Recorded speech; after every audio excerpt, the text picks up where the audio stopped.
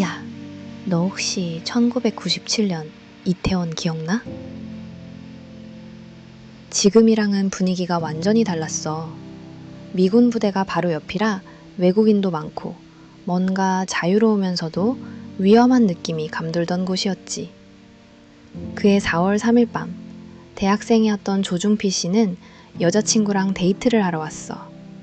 평범하고 행복한 저녁이었지. 햄버거 가게에 들르기 전까지는 말이야.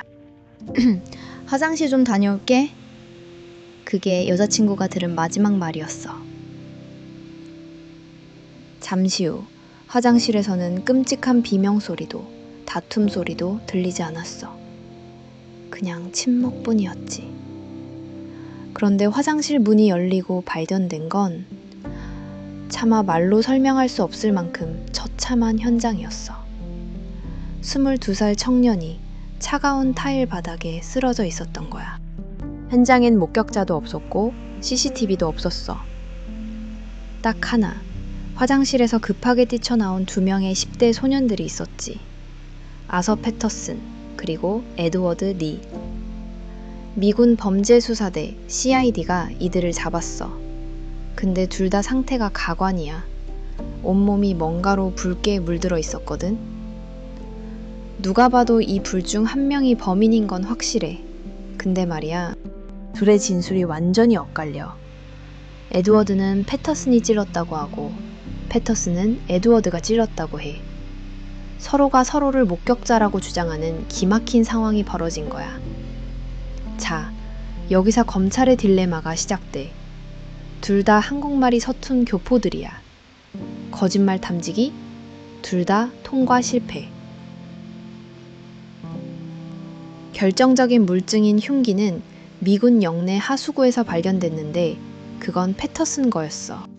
근데 부검의의 소견이 의외였어. 피해자의 상처를 봤을 때 범인은 피해자보다 키가 크고 덩치가 큰 사람일 가능성이 높다는 거야. 당시 에드워드는 180cm에 100kg, 패터슨은 훨씬 작았거든. 결국 검찰은 에드워드 리를 살인범으로 기소해. 패터슨은 증거인멸죄 등으로만 기소하고. 이게 이 사건을 20년이나 끌고 가게 될 치명적인 실수가 될 줄은 아무도 몰랐지. 재판이 시작됐어. 1심, 2심. 에드워드는 무기징역에 20여년까지 선고받았어. 그런데 대법원에서 판결이 뒤집혀. 증거 불충분. 에드워드가 범인이라는 직접적인 증거가 부족하다는 거야. 그럼 남은 건 누구야? 패터슨이지. 근데 패터슨은 이미 짧은 형기를 마치고 1998년에 특별 사면으로 풀려난 상태였어. 검찰이 부랴부랴 출국 정지를 걸어놨었지. 그런데 여기서 진짜 말도 안 되는 일이 벌어져. 담당 검사가 실수로 출국 정지 연장 신청을 깜빡한 거야. 단 며칠, 그 짧은 틈이 생긴 거지. 패터슨은 그 틈을 놓치지 않았어. 1999년 8월, 그는 웃으면서 미국행 비행기에 올랐어. 유유히 한국을 떠나버린 거야. 피해자 가족들은 억장이 무너졌지. 범인은 둘 중 하나인데 둘 다 자유의 몸이 됐어. 사건은 그렇게 미제로 묻히는가 싶었어. 10년 넘게 이태원 살인사건은 사람들의 기억 속에서 잊혀져 갔지. 그런데 2009년 이 사건을 다룬 영화가 개봉하면서 여론이 다시 들끓기 시작해. 도대체 범인은 누구냐? 왜 못 잡는 거냐? 검찰은 다시 수사 기록을 꺼낼 수밖에 없었어.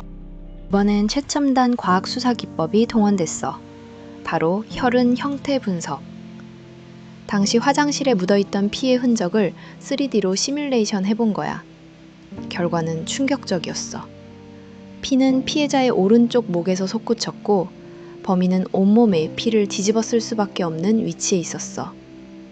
그리고 결정적으로 범인은 피해자보다 키가 작아도 충분히 범행이 가능했어. 모든 과학적 증거가 가리키는 사람은 단 한 명. 바로 아서 패터슨이었어. 12년 전 우리가 놓쳤던 그 녀석 말이야. 하지만 패터슨은 미국에 있잖아. 한국 검찰은 미국에 범죄인 인도 청구를 해. 근데 이게 쉬운 일이 아니야. 미국 법원에서 재판을 또 해야 하거든. 그렇게 또 몇 년이 흘러. 피해자 어머니는 매일 법원 앞에서 1인 시위를 하며 기다렸어. 내 아들 죽인 놈 얼굴이라도 보게 해달라고.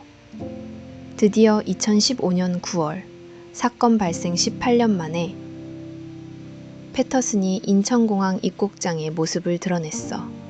하얀 마스크를 쓰고 수갑을 찬 채로. 기자들이 물었어.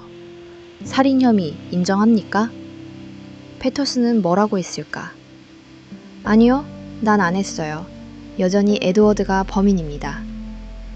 뻔뻔함 그 자체였지. 다시 재판이 시작됐어. 이번엔 에드워드가 증인으로 나왔지. 상황이 완전히 반전된 거야. 18년 전 피고인이었던 에드워드가 이제는 목격자가 되어 패터슨을 지목했어. 검찰은 이번엔 실수하지 않았어. 혈흔 분석 결과 패터슨의 옷에 묻은 피의 형태, 그리고 사건 직후 그가 손을 씻고 흉기를 벌인 행동들. 모든 게 그가 범인임을 증명했어. 2017년 1월 대법원의 최종 판결이 내려졌어. 피고인 아서 패터슨, 징역 20년. 사건 발생 20년 만에 내려진 단죄였어. 그런데 왜 20년이냐고? 무기징역이 아니고? 범행 당시 그가 18세 미만 소년이었기 때문에 법정 최고형이 20년이었거든. 참, 법이라는 게 때론 야속하지. 피해자 어머니는 판결을 듣고 이렇게 말씀하셨어. 이제야 아들이 편히 눈을 감을 수 있겠네요. 그 한마디에 지난 20년의 고통이 다 담겨 있었어. 이태원 햄버거 가게 살인사건. 우리 사회가 조금만 더 관심이 있었다면, 검찰이 실수를 안 했다면 20년이나 걸릴 일은 아니었을지도 몰라. 오늘 밤 햄버거 하나 먹으면서 이 사건을, 그리고 억울하게 희생된 청춘을 한 번쯤 기억해주는 건 어떨까? 이야기는 여기까지야.